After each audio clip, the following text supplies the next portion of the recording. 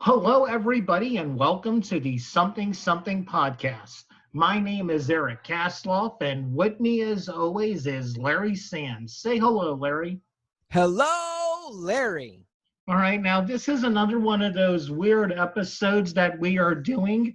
It is December 19th, 2018, while we record this, but it should be up sometime in January. So we have accomplished so much in this time. So It's much. it's amazing everything that's happened with us. So much so I can't even remember it all.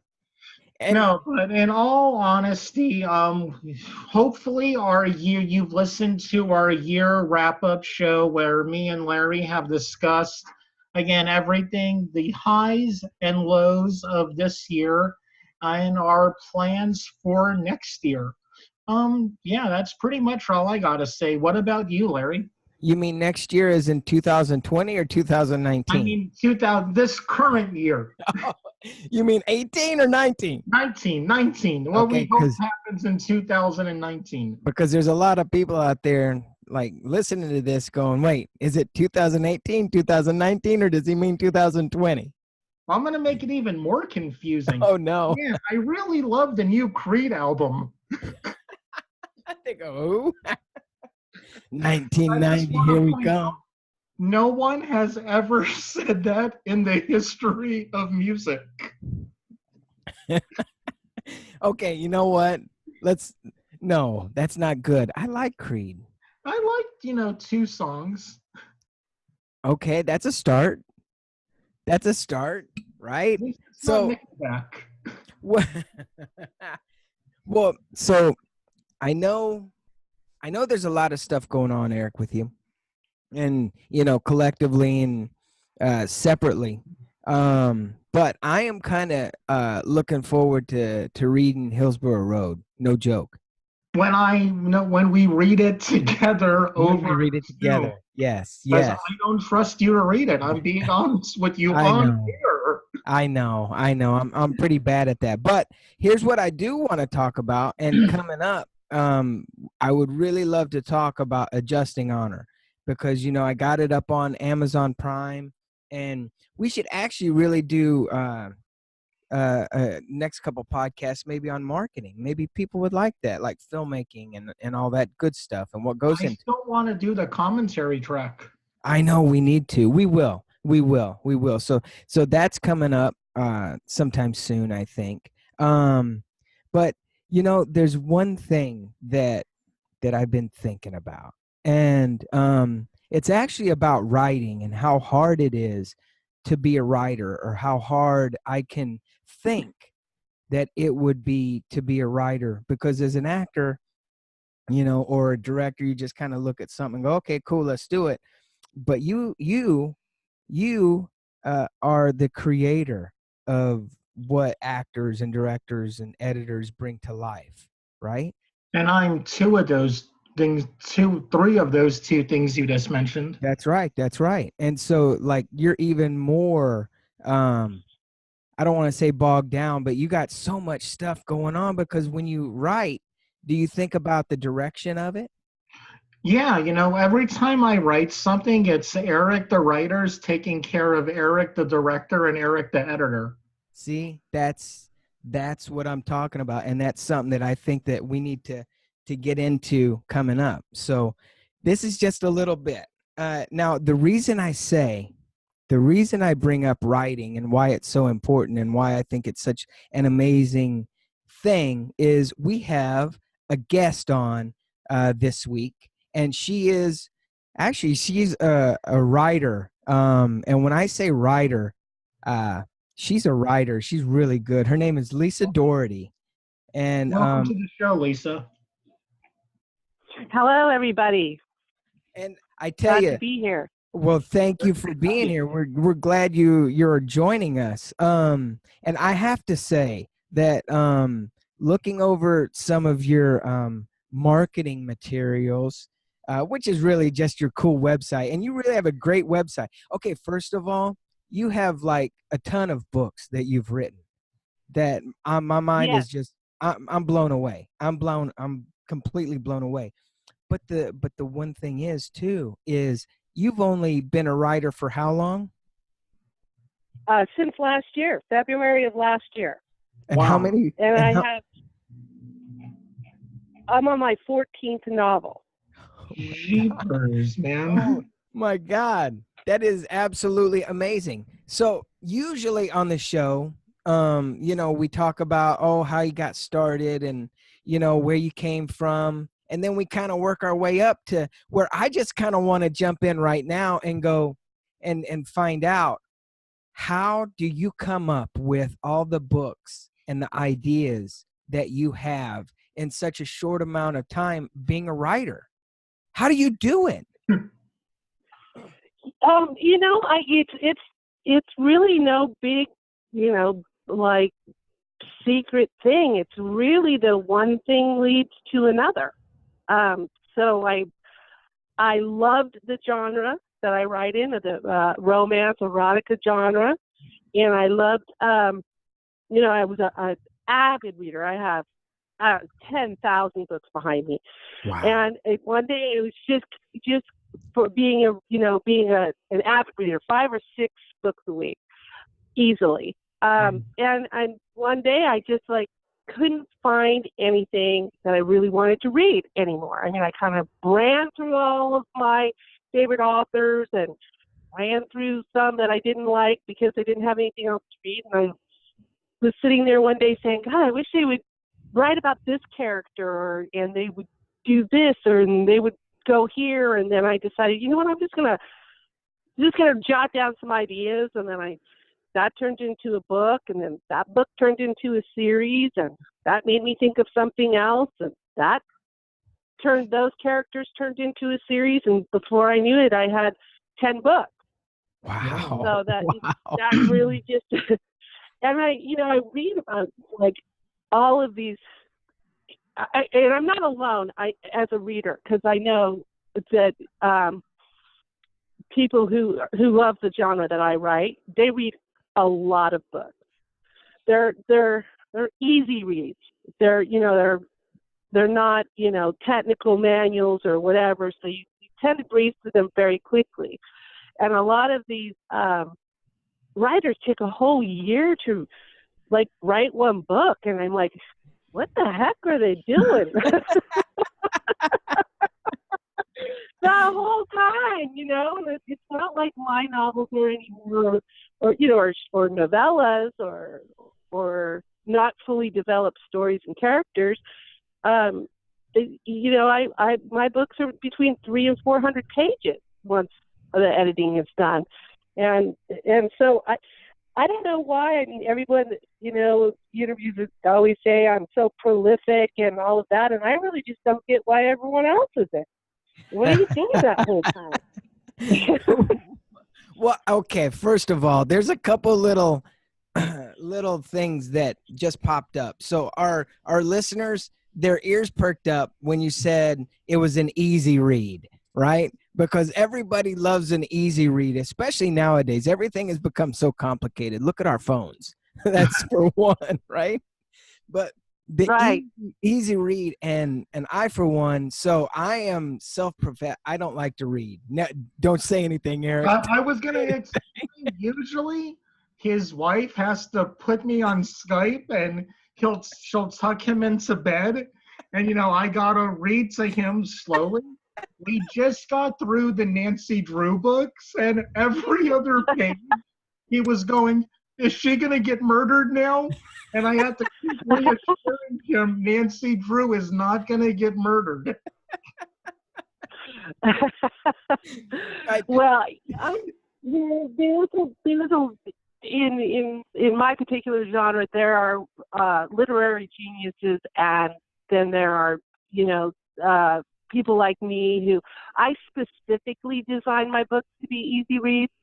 I do it because I don't particularly enjoy a book where I feel like I have to stop and look up a word every 5 sentences. It makes me feel like the village idiot, and I don't like if it's too flowery or if the detail stalls the story.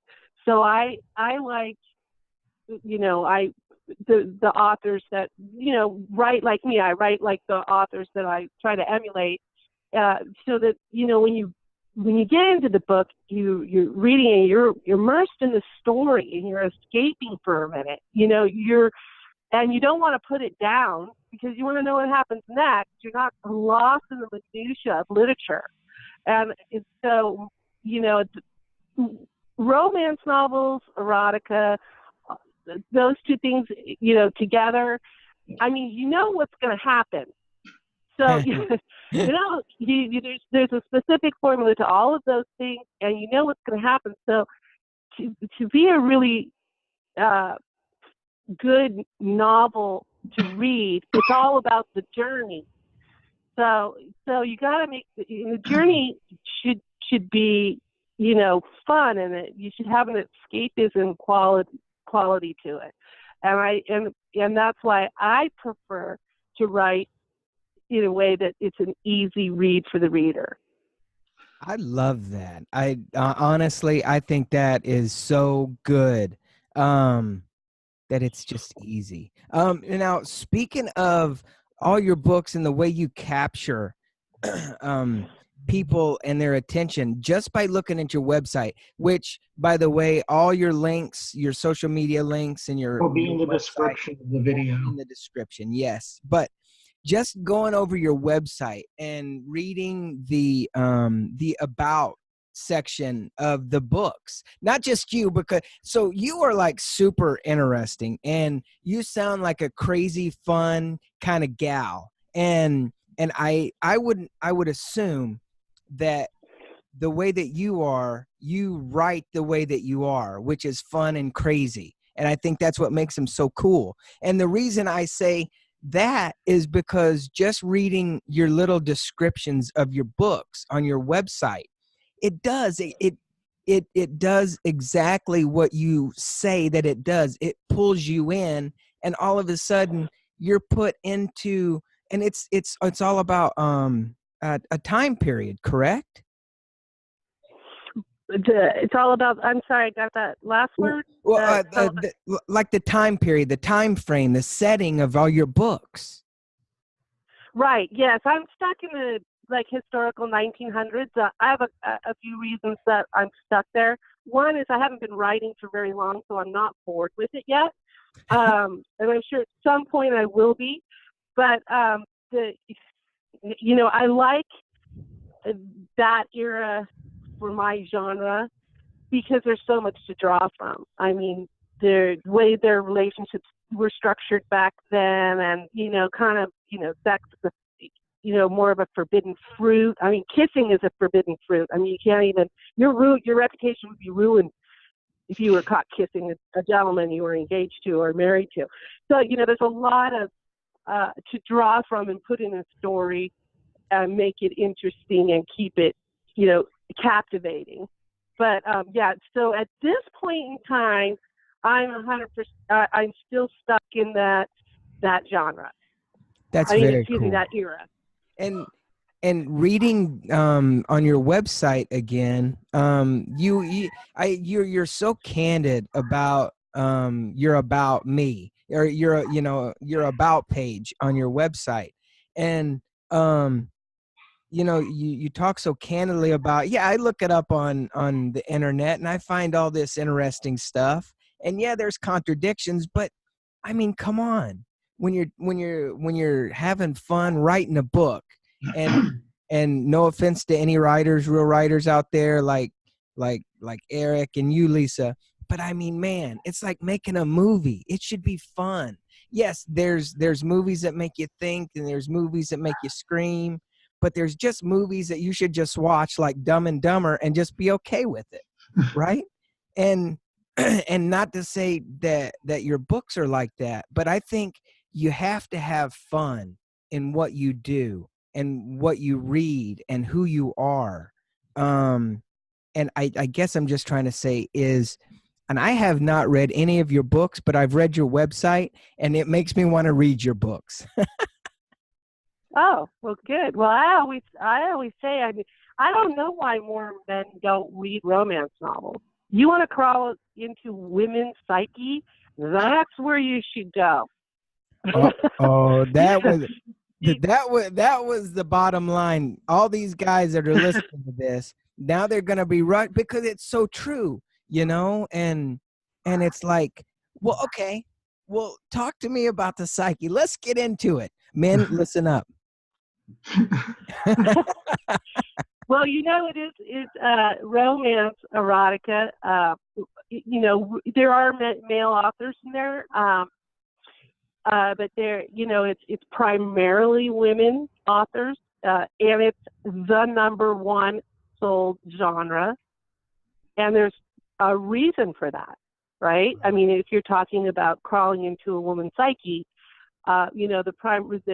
there's always a cross section of genre of genders that read any genre, but that it is primarily women who read it, and I think men don't read it because they're embarrassed to say that they do. And I have 2 grown sons, and I say, you guys, this is a manual. You need to read this so you can have at least a brief, glimpse into, what women like. We're not that hard if you just explore a little bit. And I don't know why men don't. My husband is the burliest of burly guys. We own a construction company. He works the field. He comes home dirty every day. His hands are, rough from working in concrete and building things and wood and everything all day.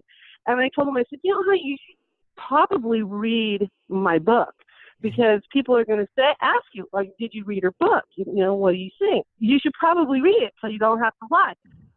He said, okay, I'll read it. And he didn't read it for probably going on, 6, 7, 8 months. And then he finally, I guilted him into going in, and I said, just read the first couple chapters. And if you don't like it, then at least you can just tell them you read the first couple chapters. I did not see that man for 2 days. I love it.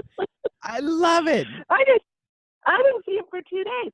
And that got me thinking, why don't men like them? They have adventure, mystery, murder, and lots of sex. That just seems like it's out of the, you're missing out.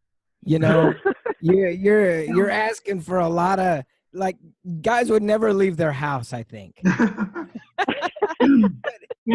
that is an interesting point, because, and let's take it a little bit further and a little bit deeper, could it be that women, why is it number one with women? Are they searching for something that they can't get? No, it's fun. Oh, it's so much fun. It's I call it like a guilty pleasure, because you know that there's going to be 2 people that are going to get together, and it's going to be this, like, teaser kind of thing, and it's going to end. They're going to end up together, but you just don't know when, and you don't know how, and you don't know how many encounters there's going to be, and what's going to happen in between. And my particular novels, I like to throw in, mystery and intrigue and really interesting characters that are, brought together by circumstances that totally would never meet, like, ever, right? Like, if they were just to meet on in a setting. So the journey is so much fun. Yeah. And so it's just, and you just can't wait what's going to happen next. And I think that's why it's such a popular genre. I'm going to make the bold statement of saying that back in the day when you can only go to Borders books, which I miss incredibly, and Barnes and Noble, I think back then less men were reading them because they were, maybe a little embarrassed to go up and purchase. In the section, yeah. But now with, the Kindle and being able to purchase books on Amazon, I think more men are reading them than are willing to admit they're reading them. So they have to be. I mean, it did. I think last year, $144 billion in America alone. That's a lot of women. That is a lot of that's women. A lot. That's a lot of women. I'm thinking people that I think there's closet romance novel guys out there that just absolutely love it, and I bet you they're the best lovers ever. Oh, man, they have a little bit of insight. That is awesome. I love it. I remember I read a few years ago about this genre, how there are many male writers in it, but a lot of them use pseudonyms. Is there any truth to that? I wouldn't know. I've never really looked into it. I think, and a lot of the male writers that are in that write for the homosexual community too. So you got to take some of them. You got to take some of that out. But I would think so. I mean, I really don't know the statistics on that. Well, tell you what, Eric, if you saw it on the internet, it's probably true. Probably true. Lisa. Well, somebody's making that, their piece of that pie. Yeah, man. That's a big pie. That's a big pie. That's right. This speaks to a bigger thing when it comes to genres. People will look at romance novels and romantic comedies and think, well, that's a girl genre. Men don't like that. But with the money you've mentioned that's pouring into it, at least 10% has to be coming from guys. Oh, yeah. That's a rough, it's a joke guesstimate, but it's like people will look at horror, my genre, and think, oh, there's no female horror directors, but there's tons and tons. It's just we're so narrow-minded sometimes that we think this is a guy thing, this is a girl thing. Actually, I think it's also really sad that it's labeled, kind of in a way where people feel like they have to hide about it. Right.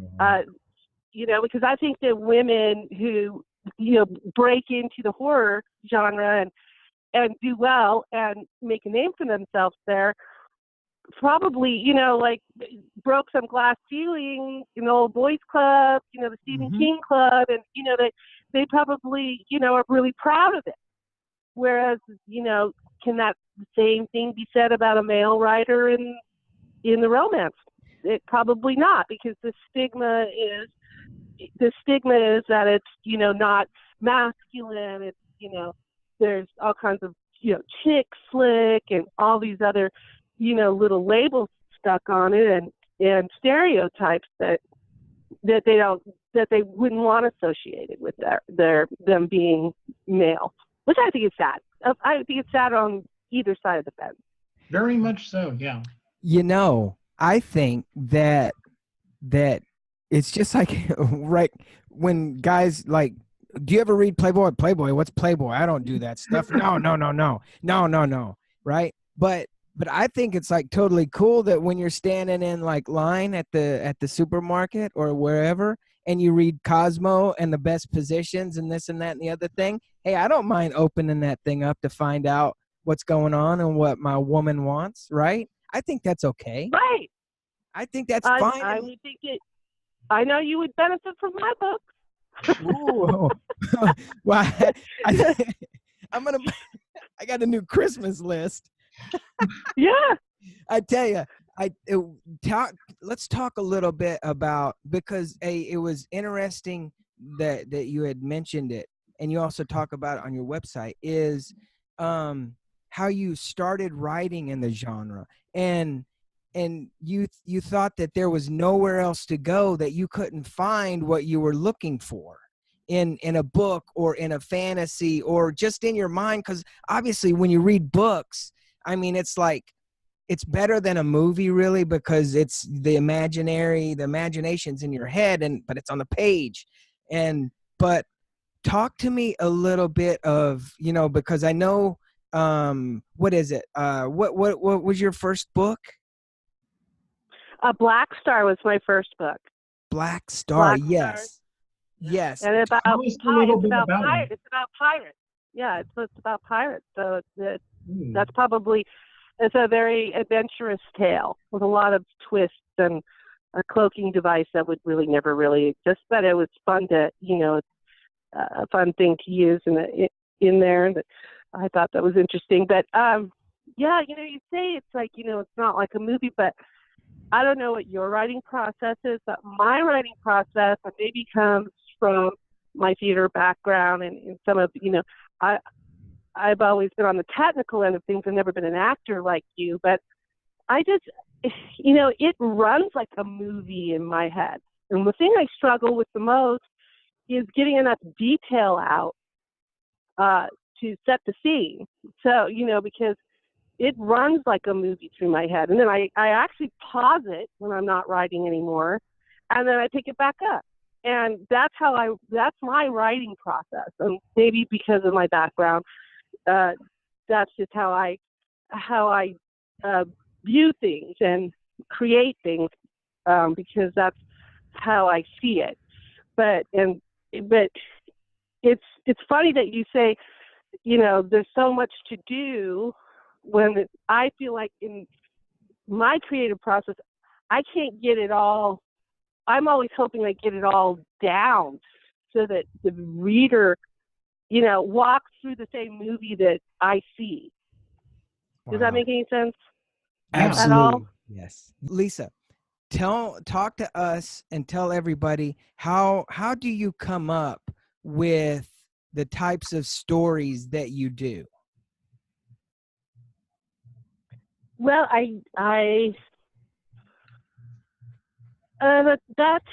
that's a tough one. I think I try to think of what I like to, I've read so many that I felt like there was stuff that would be fun to put in a story. So I'm not that worried about being historically correct, and I know that probably just bothers people, but I just think it's way more fun to have something in there that's totally fictional or fantasy or probably would never really work in that era or whatever, and to kind of expound on that. So like in Black Star, as I mentioned before, there was this the woman, the female main character. She was actually a ship developer, which is totally out of line of where women were at in that era. And she built this cloaking device, which helped her pirate. But then at the end of the story, as the story develops, you come to find out that she's really not a pirate. She was actually protecting things in the end. The guy who was the main character was chasing her around, and frustrated with her, thought she was a man, of course, because she was doing all these things that only men did back then. And she was right under his nose the whole time. And of course, he doesn't find out to the end of the book. But they do all kinds of sea chases and things in between. So, and I just like the interesting twist on that story. Another one of my books, I was like, wanted to use the Kama Sutra, and I kind of focused and built a story around the Kama Sutra. And this woman was fascinated by the Kama Sutra and what the big deal was, and she had no experience in sex or passion or love or anything like that. And I kind of built it around that. So I guess it kind of focus on one little thing, and then it kind of like a ripple in a pond, just kind of builds and builds and builds and gets bigger and bigger and bigger until I have a story. Now, Nice. one big thing I do when I'm writing is I outline everything before I go near my computer. How much a part, or if any, is outlining in your work? Absolutely zero. Wow. Okay. Go on with that. I start with chapter 1 and I end at the end, and I write nothing down in the middle, and any research I do as I need it and it's mostly just for descriptions. Like, for instance, in Black Star, my first book, there were pirates on galleons, and I didn't know any of the names of things on the ship to describe and set the scene. So I had to do some research. So I was actually calling a mizzenmast, and I wouldn't have known what it was if I hadn't done the research. So I actually do the research as I go, as the things come up.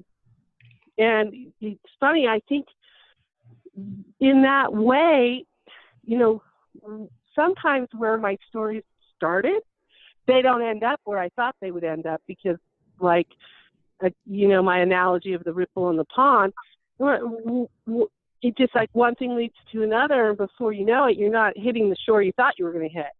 So it kind of takes a life of its own.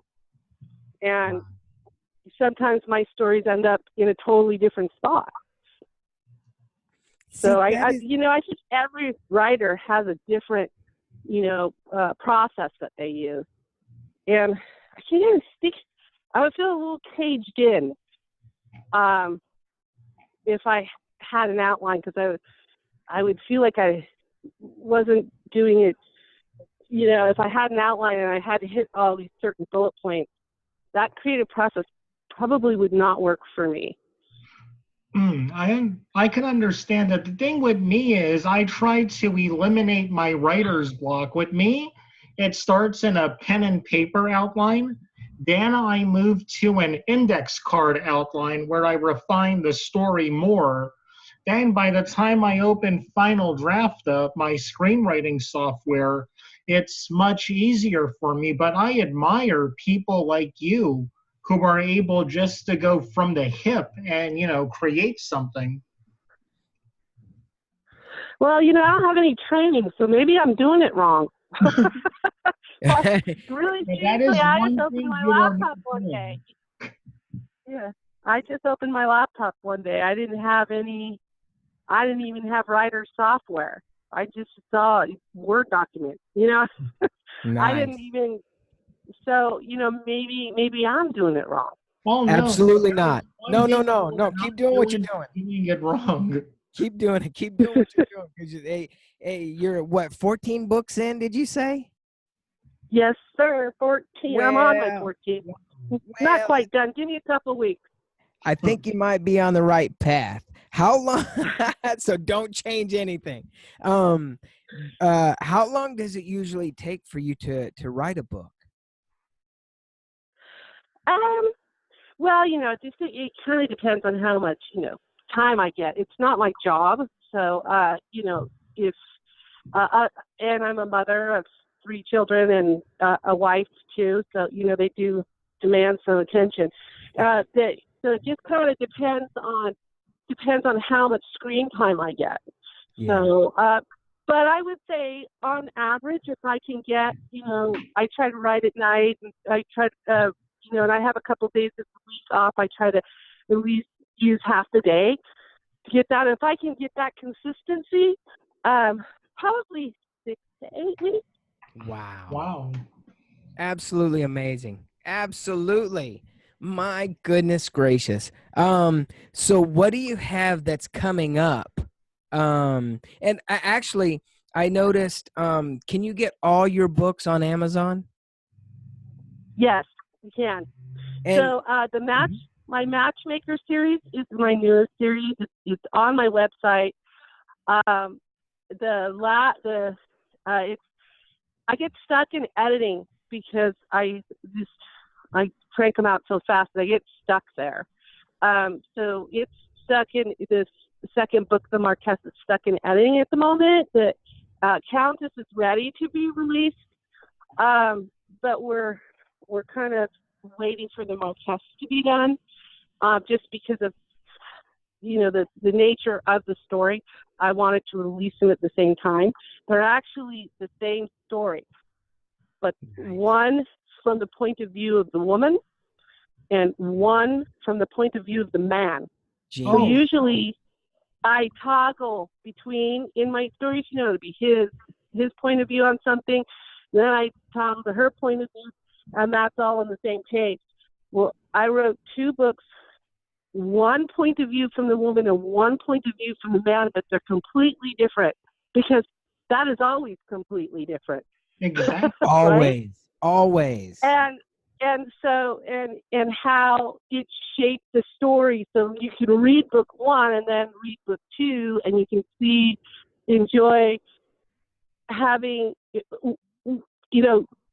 a better understanding why they did what they did and how it shaped the story. And then the third book is both of them together and the conclusion of their story. Wow. So that sounds so we're cool. waiting for the Marquess to be done, and I want to release them both at the same time because of that. Brilliant. Wow. I love it. I love it. Now, as soon as you said that Larry will get this, I kind of thought how Guns N' Roses released Use Your Illusion 1 and 2 at the same time. That's right. That's right. That's right. How? Okay, so let's get into do you do self-marketing? Yeah, at this point I'm completely self-published, and Nice. And I just hired a marketing firm now that I have enough body of work that I feel like, people can kind of see. It's not like just one book, right? Right. So there's a lot of Lisa to enjoy. I also have a play, and I'm hoping someday I'll be able to do. It's called One Night in Jamaica. It's also set in the same era. Oh my. It's not completely all penned out yet, but it's stuck in my head, so it'll come out eventually. And I would love to do a series, like a Netflix or Hulu or Prime series. I have a great idea for a woman's flute, and she's slightly clairvoyant. It's really different and fun and funny. I'd watch it. So very cool. And so I'm hoping those are gonna come out those are gonna be completed and come out and I market those. So I'm trying to get some, more people to read and enjoy what I've already done. Yeah. So when these things come out, you know what I mean? It's like something that the people are gonna want to see. They want to do and participate in. Yes. And can you also, this is a big question, I know Eric might be thinking this, is can you get your books on your website? Can you purchase your books on your website? Yes, you can. There's a link that goes straight to the Amazon. Oh, so if they purchase it from the webpage, it goes directly to the Amazon? Yes. And if you're Prime, you can read me for free. If you're a Prime member, you can read me for free. Well, is there any way people could buy their books directly from you so that there's no middleman? Not at this time. I'm just not set up for printing. So, and the ones that are already on my website, it's already contractually based to Amazon. Okay. All right. So people go to Amazon. And the links are on the description. Thank you. Purchase all her stuff. Yes. Now, you mainly right now work in historical stuff. Would you ever want to do anything set nowadays, or is that not even a thought yet? I never say never. And I have so much respect for the contemporary artists in my genre because, there's only so many ways to have sex. There's only so much, there's so many, I feel like I'm cheating a little bit when I'm in this historical setting because, there's a lot of places that, give that forbidden fruit quality, which you can really draw on. But, in the contemporary setting, I mean, if a girl comes out of college and she's still a virgin, you just say, yeah, right. You know what I mean? It's just like, it's not new. Sex book's not new. They've been having it for a while. It's probably been having it since 2015. So, you know, these contemporary authors, I'm just like, I'm not worthy, because I guess I'm just not experienced enough in writing to be able to produce something that, is as good as what I do right now. So, and I always want my books to have that can't put it down quality. So, you know what I mean, Eric. You don't want to ever write anything that's not good. Oh yeah. So Yeah, like one thing I'm going through now with my slasher movie, Hillsborough Road, it's set in the 80s, which, again, if you're writing your first screenplay, do not set it in a different time period. The whole thing with me is I had to set it in the 80s to eliminate the safety of technology. And that was a huge struggle for me during the writing process. But now I couldn't be happier than having it this way. So I understand what you mean by setting it in another time period, because it's so, back then, everything, like you were saying, was such a different world, back in the 1900s and 1800s. So I understand you. Right. And then I don't know, there's just so much stuff. I mean, the clothes are different, everything's different, and I can plug in these characters that there's a lot of, boundaries to kick, in comparison to now. There's a, for women, for society, social classes, everything. So there's a lot of, content to draw from. And so I haven't been able to get out of that bucket yet. I'm sure someday I will, but for the moment, the contemporary stuff just baffles me. I'm just stuck in my box. Well, I'm just going to throw it out there. You could have one of your, protagonists from one of your stories, like ancestors, great-great-great-granddaughter finding their diary or something. Oh. That's a great idea. Oh. But she still wouldn't be a virgin. Find a way to work that. It's easy to. Hey, there's just really something sexy about that first encounter. I don't know. You got to read one, then you'll understand what I mean. Agreed. Okay. I will. Stop twisting my arm.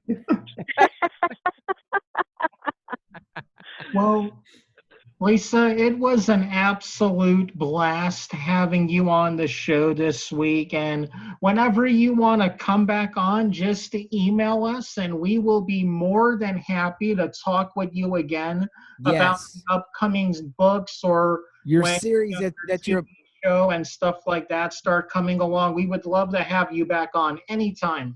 Yes. I would love to come back. Well, we'll have you back on every 6 weeks. Oh, yeah. Hey, that's great. Let's do it. Let's do it. I would love to come back. Well, everyone, thank you so much for listening to this week's episode of the podcast.